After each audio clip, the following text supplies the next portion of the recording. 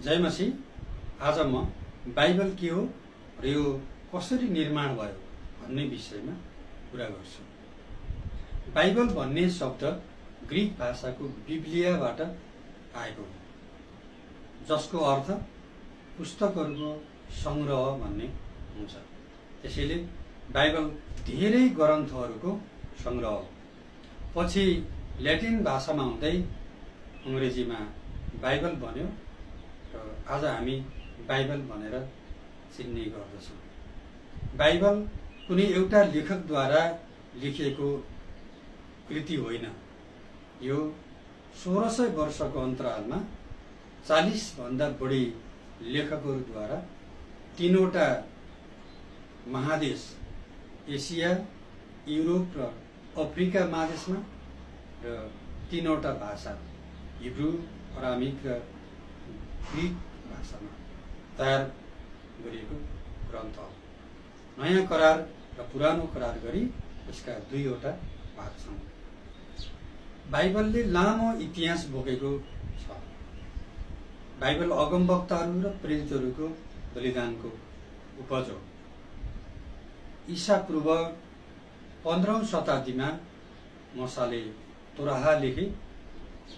ईसा पूर्व 5 शताब्दीमा अन्य भविष्यवाणीहरू र अरू लेखहरू थपिए र हिब्रू बाइबल तनाक तयार भयो।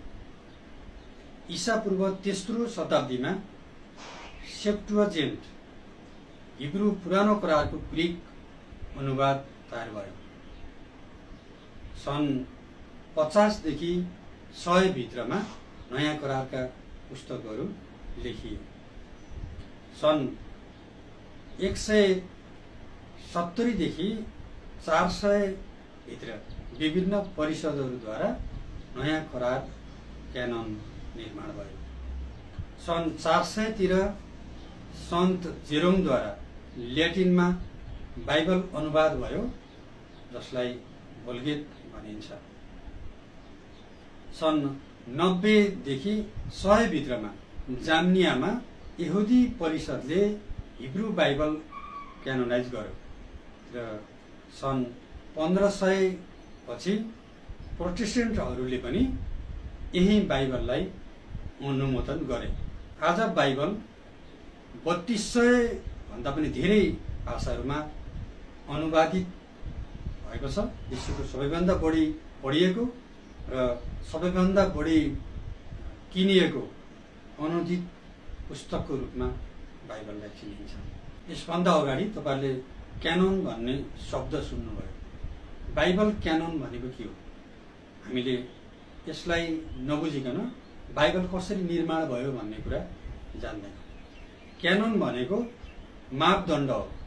यसको अर्थ बाइबल कुनै एकजना व्यक्तिको कृति होइन। पवित्र आत्माले लामो समय अवधि लगाएर धेरै लेखकहरूको सहायताले तयार भएको धर्मशास्त्र बाइबल हो। त्यसैले बाइबल इतिहास हो। बाइबल अगमवक्ताहरू र प्रेरितहरूको बलिदानको उपज हो। अब पुरानो करारको क्यानोन कसरी निर्माण भयो? पुरानो करार बाइबल कसरी बनियो यसलाई हेरौँ। पुरानो करारलाई तनाक भनिन्छ। तनाक भनेको हिब्रू बाइबल हो। तनाक करिब 1400 देखि 200 ईसा पूर्व भित्रमा इस्रायल र बेबिलोनको पृष्ठभूमिमा हिब्रू र अरामिक भाषामा लेखिएको थियो। तनाक भनेको तोराह प्लस नेबिम प्लस केतुबिम हो। तोराहमा सुरुका 5वटा पुस्तकहरू पर्छन् बाइबलका, पुरानो करार, जसलाई व्यवस्था भनिन्छ। नेबिममा इतिहास र अगमवक्ताका पुस्तकहरू पर्छन् र केतुबिममा अयुबदेखि श्रेष्ठ गीतसम्मका साहित्यिक पुस्तकहरू पर्छन्। करिब 285 देखि 132 ईसा पूर्व भित्रमा इजिप्टको अलेक्जेन्ड्रिया सहरमा 70 जना यहुदी रब्बीहरूले तनाकलाई ग्रीक भाषामा अनुवाद गरे। यसलाई सेप्टुअजिन्ट बाइबल भनिन्छ। सेप्टुअजिन्टमा ड्युटोनोमिकल पुस्तकहरू पनि थपिएका थिए। ड्युटोनोमिकलको अर्थ दोस्रो क्यानोन भन्ने हो, अर्थात् तनाकमा नभएका केही पुस्तकहरू सेप्टुअजिन्टमा थपिएका थिए। प्रारम्भिक क्रिस्चियनहरूले यही क्यानोनलाई प्रयोग गरेका थिए। इजरायलको जाम्निया सहरमा सन् 90 देखि 100 तिर यहुदी रोबीहरूको एउटा धार्मिक सभा बसी पुरानो करारमा ड्युटोनोमिकल पुस्तकहरूलाई अस्वीकार गरे। यसलाई जाम्निया परिषदको निर्णय भनिन्छ। तिनीहरूले यहुदी सूची तनाकलाई नै अनुमोदन गरे, जसमा 39 पुस्तकहरू थिए। ड्युटोनोमिकल पुस्तकहरूमा यहुदीहरूले विदेशी प्रभाव देखे, कारण सेप्टुअजिन्ट ग्रीक भाषामा लेखिएको थियो र अर्को कारण चाहिँ सुरुका क्रिस्चियनहरूले पनि सेप्टुअजिन्ट बाइबल नै प्रयोग गरेका थिए। यहुदीहरू क्रिस्चियन भन्दा फरक देखिन तिनीहरूले यसो गरेका थिए। यही सूचीलाई पछि प्रोटेस्टेन्ट चर्चले पनि पुरानो करार बाइबल भनी अनुमोदन गरेको थियो।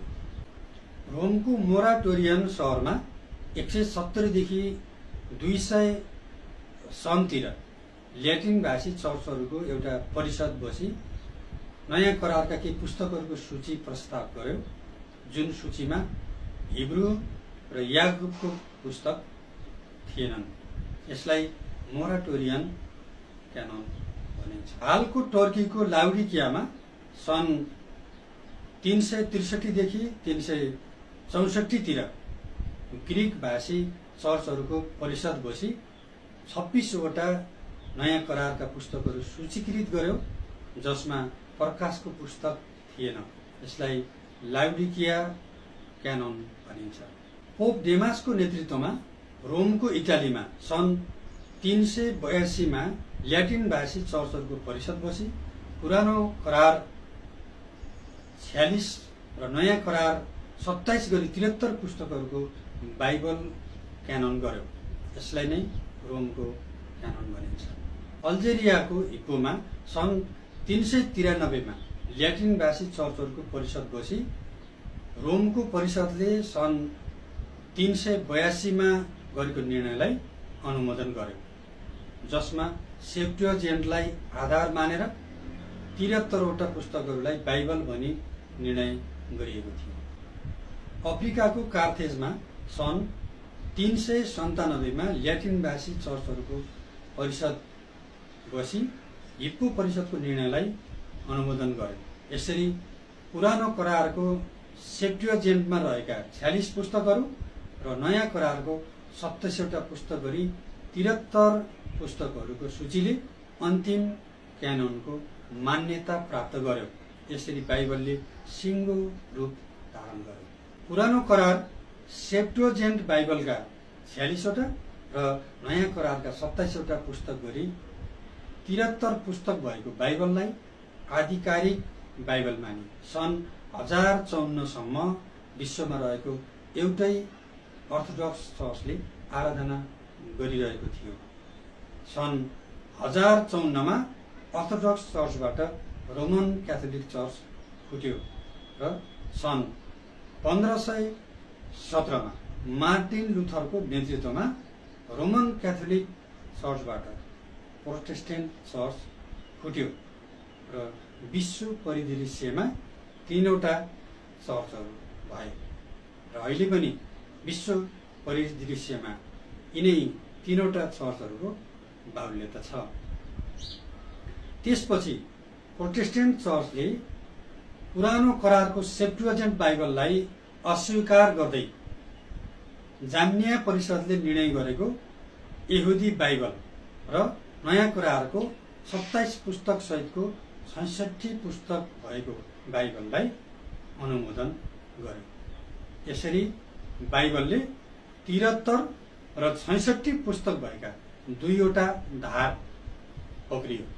बाइबल केवल पुस्तकहरूको संग्रह मात्र होइन, यो इतिहास, प्रेरणा र विश्वासको जीवित साक्षी हो।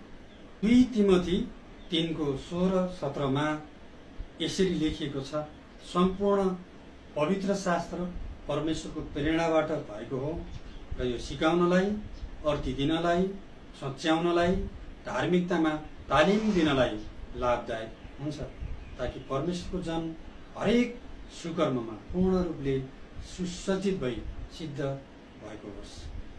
यसरी बाइबल पवित्र आत्माको प्रेरणाबाट लेखिएको परमेश्वरको वचन हो भनी हामी विश्वास गर्छौँ। मित्रहरू, यो भिडियो तपाईँलाई कस्तो लाग्यो? लाइक, कमेन्ट र सेयर गर्नुहोला। सुरुदेखि अन्तिमसम्म भिडियो सुनिदिनु भएको निम्ति तपाईँलाई धेरै धन्यवाद।